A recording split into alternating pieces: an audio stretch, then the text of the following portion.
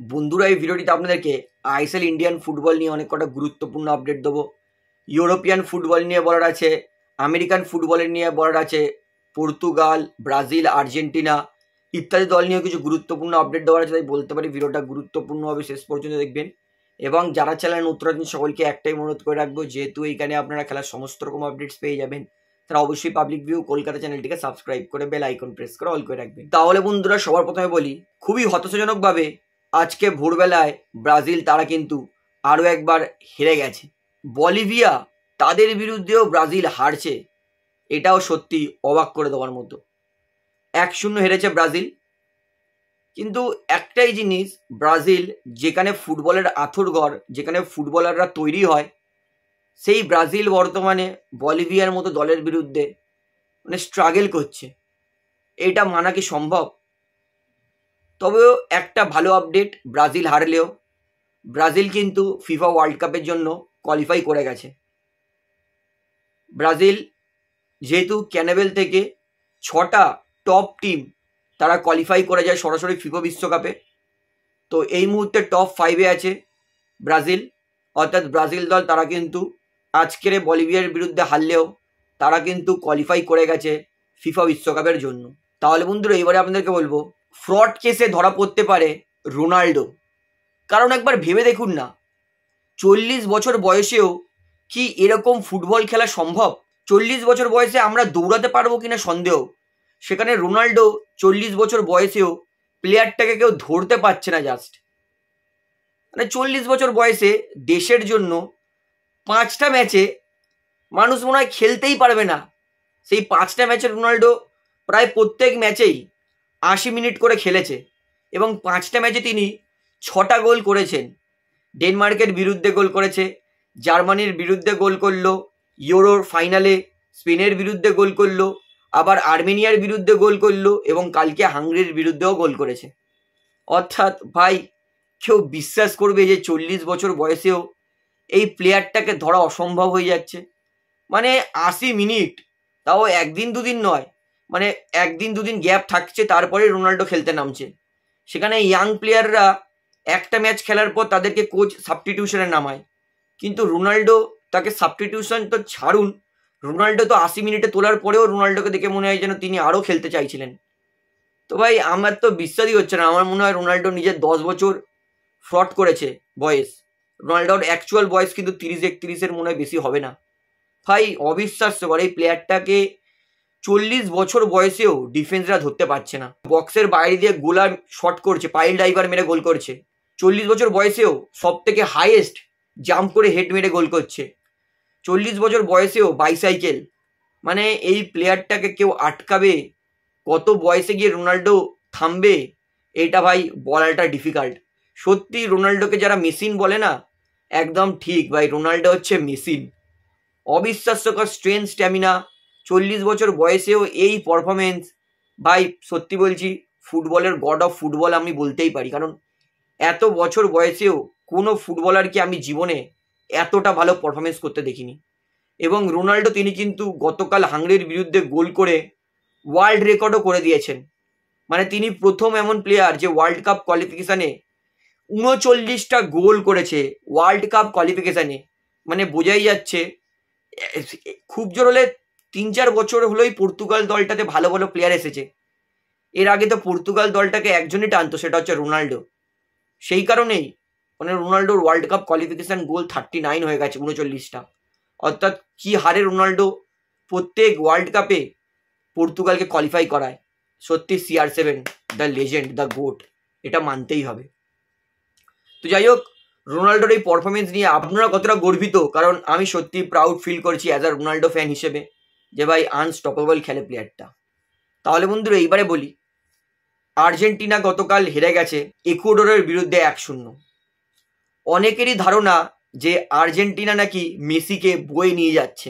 আজকে ভোরবেলায় Argentina Messi ছাড়া যা পারফরমেন্স দেখালো, আমার তো মনে হয় যারা বলতো যে আর্জেন্টিনা মেসিকে বয়ে নিয়ে যাচ্ছে, তাদের উদ্দেশ্যে আমি বলবো যে এখনো মেসি আর্জেন্টিনাকে বয়ে নিয়ে যাচ্ছে। মেসি ছাড়া গতকাল ইকুয়েডরের বিরুদ্ধে আর্জেন্টিনা মনেই হয়নি। 31 মিনিটে ওটামেন্ডি রেড কার্ড খেয়েছে অনেকেই বলতে পারে, কিন্তু তার আগেও 31 মিনিটের আগেও ইকুয়েডর কিন্তু 3বার আর্জেন্টিনার বক্স নেট ওপেন করে দিয়েছিল, এবং 50 মিনিটে তো ইকুয়েডরেরও একটা প্লেয়ার রেড কার্ড খেয়েছে। আর্জেন্টিনা গতকাল 90 মিনিটে একটাও শট অন টার্গেট নিতে পারেনি, মানে ইকুয়েডরের গোলকিপারকে গতকাল সেভ করতেই হয়নি। অর্থাৎ এটা আরও একবার প্রমাণিত, এখনো পর্যন্ত Leo Messi, little magic man, তিনি কিন্তু আর্জেন্টিনাকে বয়ে নিয়ে যাওয়ার ক্ষমতা এখনও রাখেন এবং তিনি আর্জেন্টিনাকে বয়ে নিয়ে যাচ্ছেন।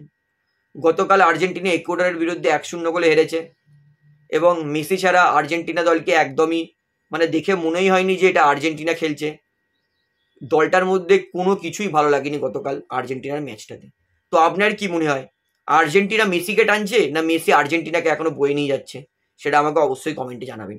তাহলে বন্ধুরা এবারে আপনাদেরকে বলি, সুপার কাপ জমে ক্ষীর, কারণ এটা পুরোপুরি কনফার্ম হয়ে গেছে যে Mohun Bagan, east Bengal, Bengaluru FC, FC Goa, north east, এই 5টা দল নিজের মেন টিম সুপার কাপে ফাইল করবে, এবং আস্তে আস্তে যতগুলো দল নিজের প্রিসিজন শুরু করবে সেই অনুযায়ী বোঝাই যাবে যে কোন কোন দল আরও নিজের মজবুত সুপার কাপে নিজের সেরা দলটা পাঠায়।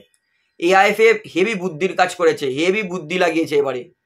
অন্যবারে কি হয়, আইএসএল শেষ হয়ে যাওয়ার পর সুপার কাপ হয়, তো সুপার কাপ যেই দলটা আইএসএল চ্যাম্পিয়ন হয় সেই দলটা সুপার কাপকে অত গুরুত্ব দেয় না, বা যে দল আইএসএল শিল্ড জিতে যায় সেই দল সুপার কাপকে অত গুরুত্ব দেয় না, মানে আইএসএল এর টপ দুটো টিম সুপার কাপকে অতটা গুরুত্ব দেয় না। এইবারে কি করেছে এআইএফএফ, সুপার কাপকে আইএসএল এর আগে রেখে দিয়েছে, মানে কেউ জানে না যে কে আইএসএল জিতবে বা কে আইএসএল লিগ শিল্ড পাবে, তাই মানুষ তো আগে ভাগে এএফসিতে নিজের জায়গাটা পাকা করে রাখবে। ওই জন্য এইবার সমস্ত কটা দল নিজের 100% দেবে সুপার কাপে, অর্থাৎ এইবারে আমরা সুপার কাপটা পুরোপুরি 100% ফাইটিং দেখতে পারবো। অর্থাৎ এআইএফএফ এর এই বুদ্ধিটাতে আমি মেনে গেলাম। আমিও চাইতাম যে সুপার কাপটাকে আগে রাখুক, তাহলে সুপার কাপটা কিন্তু আরও বেশি কম্পিটিটিভ হবে, এবং তাই হচ্ছে। সুপার কাপ যেহেতু জিতলে এএফসি খেলার সুযোগ পাবে, তাই জন্য কিন্তু সমস্ত দল চেষ্টা করবে সুপার কাপ জিতে নিজের এএফসির জায়গাটা অন্তত পাকা করে রাখার। তো যাই হোক, সবাইকেই ভালো আপডেটটা দেবেন যে সুপার কাপ প্রচণ্ড জমজমাট হতে চলেছে, কারণ আইএসএল এর টপ 5 শক্তিশালী দল তারা কিন্তু নিজের সেরা দলটা নামাবে কনফার্ম সুপার কাপের জন্য। তাহলে বন্ধুরা এইবারে আপনাদেরকে বলি, খালিদ জামিল আর নসাদ মুসা, আমি মনে করি এরা বিদেশি কোচের মতো এইবার আর বসে সময় নষ্ট করবে না। বিদেশি কোচরা কি করে, তারা ভারতের খেলা খেলানোর পরে তারা নয় ঘরে ফিরে যায়, বা তারা কি করে আইএসএল বসে বসে দেখে, আই লিগ বসে বসে দেখে। কেউ প্লেয়ার স্কাউট করতে যায় না, বা কেউ এটা দেখতে যায় না যে আমাদের এলিট প্রোগ্রাম, মানে আমাদের ডেভেলপমেন্ট প্রোগ্রাম কিরকম। আমি শিওর, এবং খালিদ জামিল নিজেও বলেছে যে তিনি অবশ্যই ভারতের যে ডেভেলপমেন্ট, এআইএফএফ এর যে ডেভেলপমেন্ট প্রোগ্রাম সেটা কিরকম করে চলছে বা কোথায় কোথায় উন্নতি দরকার সেটা কিন্তু খালিদ জামিল দেখতে যাবে। এবং শুধু খালিদ জামিল নয়, তার পাশাপাশি আমি আশা করি নসাদ মুসাকেও কিন্তু নিয়ে যাওয়া উচিত, কারণ আমি শিওর বিদেশি কোচরা এসে বসে থাকতো, কিন্তু খালিদ জামিল তিনি কিন্তু বসে থাকার লোক নয়, তিনি ইন্ডিয়ান ফুটবলকে ইস্পার উস্পার করেই ছাড়বে, এবং আমি শিওর উস্পারই হবে ইন্ডিয়া টিম, ভালো কিছুই আমরা দেখতে পারবো। কারণ ডেভেলপমেন্ট যদি খালিদ জামিল যায়, যদি দেখে যে ডেভেলপমেন্টে কোথায় কোনো ফাঁক ফোকর আছে বা কোথায় কমতি আছে, সেটা কিন্তু খালিদ জামিল নিজের এক্সপিরিয়েন্স দিয়ে ঠিক করতে পারবে। অর্থাৎ বলতেই পারি, ভারতের যদি ডেভেলপমেন্ট গ্রাসরুট প্রোগ্রাম খালিদ জামিলের দেখাশোনার মধ্যে আসে, বা খালিদ জামিল মাঝে মাঝে গিয়ে দেখাশোনা করে, তাহলে কিন্তু ভারতীয় গ্রাসরুট থেকে অনেক ভালো ভালো লেভেলের প্লেয়ার তৈরি হবে। শুধু আমাদের মিনার্ভা একাডেমির দিকে তাকিয়ে থাকলে হবে না, তাহলে কিন্তু আরও আরও ফুটবল আমরা প্রডিউস করতে পারবো। তো আমার খুবই ভালো লাগছে যে খালিদ জামিল এই স্টেপটা নিচ্ছে, বসে থাকবে না, তিনি কিন্তু পুরো ওভারঅল ইন্ডিয়া ঘুরে প্লেয়ার স্কাউট করবে, এবং আমাদের ডেভেলপমেন্ট প্রোগ্রামে কোথায় ফাঁক ফোকর আছে বা কোথায় দরকার এখনো কি, সেটা কিন্তু খালিদ জামিল পর্যবেক্ষণ করবে। তো অবশ্যই ভালো আপডেটটা শেয়ার করে কিন্তু সবাইকে জানাবেন যে ইন্ডিয়ান ফুটবল আগামী 2-3 বছরে রাইজ করতে চলেছে, এবং আমি শিওর ইন্ডিয়ান ফুটবল কিন্তু আরও একবার নিজের র্যাঙ্কিং 100 ঘরের মধ্যে নিয়ে আসবে, এবং কে জানে ইন্ডিয়ান ফুটবল র্যাঙ্কিং হয়তো বেস্ট 70-80-র মধ্যেও আসতে পারে। খালিদ জামিলের এই উপরে আমি পুরোপুরি ভরসা রেখেছি। তাহলে বন্ধুরা এবারে আপনাদেরকে লাস্ট আপডেট দিই, ইন্ডিয়ান ফুটবল ফ্যান্সের জন্য খুবই দুঃখের খবর, এএফসি এশিয়ান কাপ আন্ডার 23-তে আমরা দৌড় গোড়ায় এসেও ফাইনাল রাউন্ডে কোয়ালিফাই করতে পারলাম না। দোরগোড়া এসেও আমাদের ইন্ডিয়ান আন্ডার-23 টিম তারা টপ 16-এ কোয়ালিফাই করতে পারলো না। ইন্ডিয়া ফিনিশ করেছে সেকেন্ড বেস্ট দলের মধ্যে 5 নম্বরে, কিন্তু সেকেন্ড বেস্ট 4টে দলই কোয়ালিফাই করতো ফাইনাল রাউন্ডের জন্য। এক কথায় বলতে পারি, কাতারের বিরুদ্ধে যদি আমরা রফ না হতাম, কাতারের বিরুদ্ধে যদি রেফারি আমাদের বিরুদ্ধে না খেলাতো, রেফারি যদি বিক্রি না হতো, তাহলে সেই কাতারের বিরুদ্ধে থেকে আমি গ্যারেন্টি আমরা 1 পয়েন্ট পেতামই। এবং শুধু তাই নয়, আমরা কিন্তু কোয়ালিফাইও করতাম সেকেন্ড বেস্ট টিম হয়ে 2 নম্বরে। অর্থাৎ আমরা যেহেতু রফড হয়েছি কাতারের বিরুদ্ধে, যেহেতু রেফারি বিক্রি হয়ে গিয়ে আমাদের ইন্ডিয়া দলকে হারিয়ে দিল, সেই জন্য দোরগোড়া এসেও আমরা কোয়ালিফাই করতে পারলাম না। খুবই দুঃখ লাগছে। এবং তার থেকেও বেশি দুঃখ লাগছে মোহনবাগান দলের জন্য।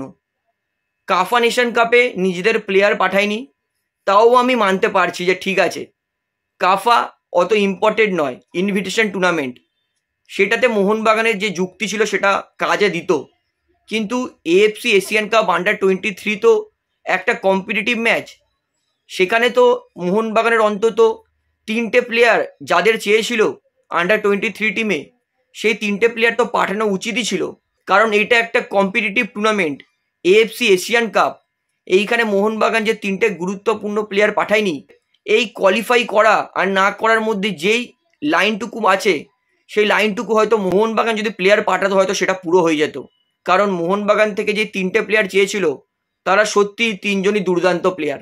দীপেন্দু বিশ্বাস এমন এক প্লেয়ার যে মোহনবাগান দলে রেগুলার বেসিসে ডিফেন্স করে। মোহনবাগান দলের মধ্যে প্রতিদিন তিনি সুযোগ পেতেন অ্যাজ আ সেন্টার ব্যাক হিসেবে। তিনি যদি আন্ডার-23 টিমে যেতেন, কত দুর্দান্ত পারফরমেন্সটা করতেন।